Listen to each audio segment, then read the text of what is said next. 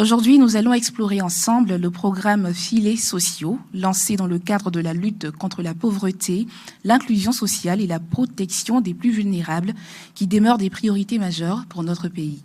Notre invité, M. Koné Kipeya, coordonnateur du projet Filets sociaux, échangera en un peu plus d'une demi-heure avec nous en toute transparence et en direct. Le programme des filets sociaux, c'est un programme qui consiste à assister des personnes qui sont en situation de vulnérabilité par une allocation d'un montant de transfert monétaire de 36 000 francs CFA tous les 3 mois sur une période de 3 ans. Mais il n'y a pas que les transferts monétaires, il y a des mesures d'accompagnement et il y a d'autres axes qui rentrent dans le cadre de ce qu'on appelle le programme multisectoriel d'appui au système national des filets sociaux. Donc, c'est un attelage de plusieurs éléments de réponse pour pouvoir donc impacter la courbe de croissance de la pauvreté en Côte d'Ivoire, assister nos parents, nos concitoyens qui sont en situation de demande sociale. Et c'est à cela que nous nous employons. Le programme des filets sociaux est parfois assimilé au programme des transferts monétaires parce que c'est l'élément visible que la plupart des personnes perçoivent, c'est-à-dire l'allocation d'un montant de 36 000 francs CFA tous les 3 mois sur une période de 3 ans à des ménages qui sont ciblés parmi les plus pauvres. Eh bien, à ce jour, la Côte d'Ivoire a pu donc couvrir 527 000 ménages qui ont été touchés par cette allocation trimestrielle de 36 000 francs CFA tous les 3 mois. C'est donc à ce jour un montant de 171 milliards de francs CFA qui a été redistribué à l'ensemble des bénéficiaires de cette opération. Le programme des filets sociaux couvre toutes les 31 régions de la Côte d'Ivoire. Il couvre 108 communes, chefs-lieux de département, et il couvre 4 300 villages. À travers donc ce programme, ce sont autant de ménages qui ont donc pu bénéficier non seulement de l'allocation des transferts monétaires, mais également des mesures d'accompagnement. Au-delà de cet élément visible des transferts monétaires que vous percevez, il y a les mesures d'accompagnement. C'est un ensemble de mesures qui concourent à affranchir de la vulnérabilité. Donc à ce titre-là, le programme travaille sur la systématisation d'un certain nombre d'éléments de réponse, notamment la mutualisation de l'outil de ciblage, comment faire pour cibler les populations qui sont en situation de vulnérabilité. Donc notre objectif aussi au sein du ministère, c'est d'arriver à mutualiser une démarche de ciblage, mais surtout également asseoir également une pérennisation de certains programmes sociaux à travers l'extension de leur couverture.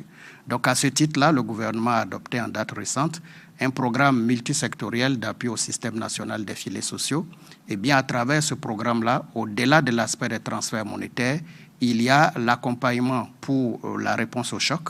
Vous savez que lorsqu'il survient des inondations, lorsqu'il survient un sinistre, des incendies, il y a un mécanisme qui se met en branle et l'un des objectifs du programme des filets sociaux, c'est d'appuyer le système de réponse qui vient face à ce type de situation conjoncturelle en faisant en sorte qu'il y ait une meilleure interaction des différents acteurs qui participent à la réponse. Donc c'est aussi un volant que nous adressons et dans ce cadre-là, un programme pilote a permis dans la région du Cavali de toucher plusieurs ménages bénéficiaires et de redistribuer près de 178 millions de francs CFA à des ménages qui étaient touchés par les dernières inondations dans la région du Cavali.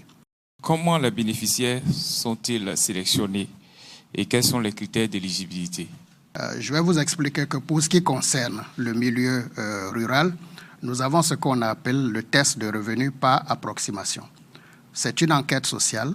C'est un ensemble de questions qui sont inspirées de l'outil déjà que l'ANSAT, l'Institut qui s'occupe des statistiques en Côte d'Ivoire, l'Agence nationale des statistiques, utilise. Donc les items de l'enquête niveau de vie des ménages ont inspiré un outil de collecte qui consiste à administrer un certain nombre de questions se rapportant à la vulnérabilité du ménage.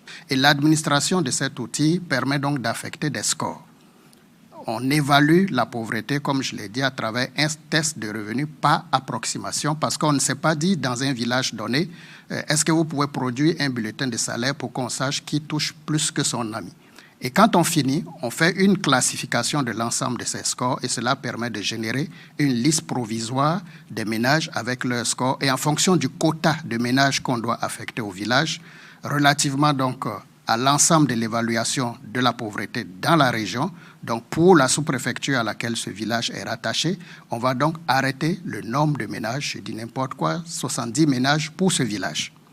Est-ce que les 70 ménages qui sont générés par la démarche statistique sont les bons ménages? Est-ce que c'est vraiment les plus vulnérables? Donc, on va convoquer sur la place publique ce qu'on appelle l'étape de la validation communautaire.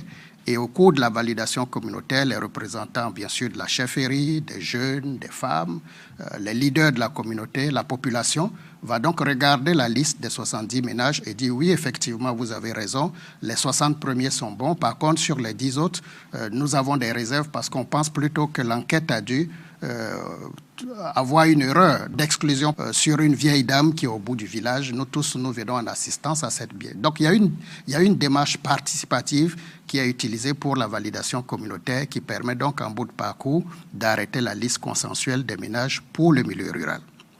En milieu urbain, on utilise à peu près la même démarche, mais avec un ajustement lié au fait que vous ne pouvez pas systématiquement, dans certaines agglomérations, faire du porte-à-porte, au risque, bien sûr, de trop dépenser sur la phase de collecte. Et nous sommes dans un programme de protection sociale où les coûts administratifs doivent être mitigés, doivent être réduits. Et donc, sur cette base, en milieu urbain, on compose avec des sous-comités locaux de ciblage qui sont donc constitués, encore une fois, par ceux qui connaissent mieux les populations. Jusqu'à ce jour, tant dans le milieu rural que dans le milieu urbain, j'ai dit donc 4300 villages et 108 communes, chefs-lieux de département qui ont été donc touchés par cette démarche. Que se passe-t-il si un bénéficiaire échoue dans son activité? Est-ce qu'il a une seconde chance? Nous avons quand même une marge de bénéficiaires qui peut-être ne sont pas arrivés, n'est-ce pas, à satisfaire leur objectif ou leur ambition de s'affranchir de leur vulnérabilité. Cela peut avoir des explications. J'ai reçu mon argent, j'ai eu un petit carré pour faire de la tomate, et puis la pluie n'est pas arrivée. Donc tout ce que j'ai investi, je l'ai perdu. Donc je repars de plus bas. Ou alors il y a eu un incendie quelque part. Vous voyez qu'il y a plusieurs motifs, n'est-ce pas, qui peuvent exister, tout comme il peut y avoir aussi des comportements pervers. Cela ne veut pas dire que l'ensemble de l'opération a échoué. Cela ne veut pas dire non plus que c'est un cas désespéré pour ce programme, parce que nous l'avons dit, il y a la batterie d'accompagnement et la formation par derrière. Donc, il sort tout au moins enrichi du conseil, de la formation, de l'accompagnement pour pouvoir donc rebondir. Et l'objectif, n'est-ce pas, du programme des filets sociaux, c'est de pouvoir étendre au fur et à mesure la toile. C'est pourquoi nous sommes partis de 5 000 ménages, aujourd'hui à 527 000 ménages par graduation. Merci, M. Koné Kipeya. Mesdames et messieurs, cette activité est à sa fin. Elle tire à sa fin. Nous tenons à remercier très chaleureusement M. Koné Kipeya, coordonnateur du projet Filets sociaux, pour sa disponibilité, sa pédagogie et la clarté de ses réponses. À tous ceux qui nous ont suivis en ligne ou qui étaient présents ici, merci pour votre attention, vos questions pertinentes et votre engagement. Rendez-vous très bientôt pour une nouvelle édition de Tout savoir sur, toujours en faveur de la vulgarisation des projets publics et de la transparence gouvernementale. À mardi prochain et excellente fin de journée.